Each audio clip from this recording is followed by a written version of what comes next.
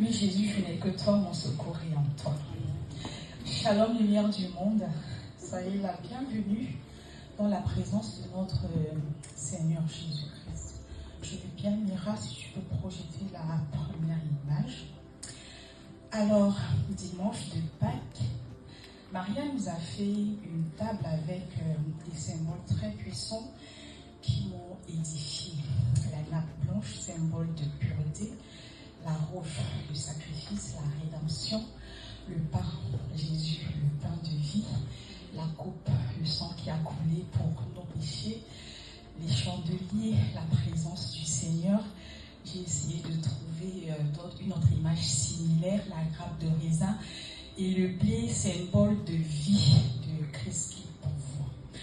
Alors, lors de la dernière Sainte-Seine, je vous ai parlé du fruit de la désobéissance dans Genèse 3, au pain de vie, quand Jésus nous dit dans Jean 6, 56, « Celui qui mange mon corps, boit mon sang, demeure en moi, et moi je demeure en lui. » Bien-aimé en Jésus-Christ, c'est Jésus qui nous nourrit spirituellement. C'est lui qui est notre Rédempteur. Recevoir ce pain, c'est croire en lui, c'est s'unir à lui, c'est vivre de lui. C'est croire en son sacrifice, accepter son œuvre et s'abandonner à lui. Alors, bien-aimés en Jésus-Christ, je vais vous mettre un tout petit peu en contribution le temps d'un instant.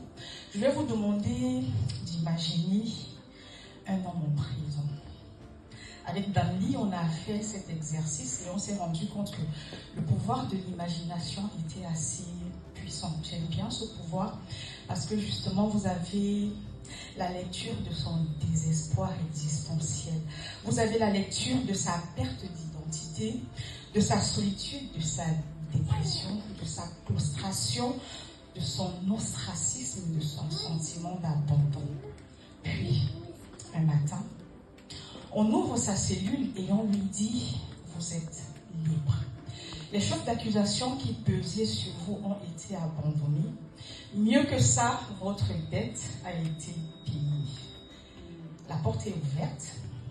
Il reste assis et il dit quelque chose d'effroyable. « Je ne sais pas vivre dehors ».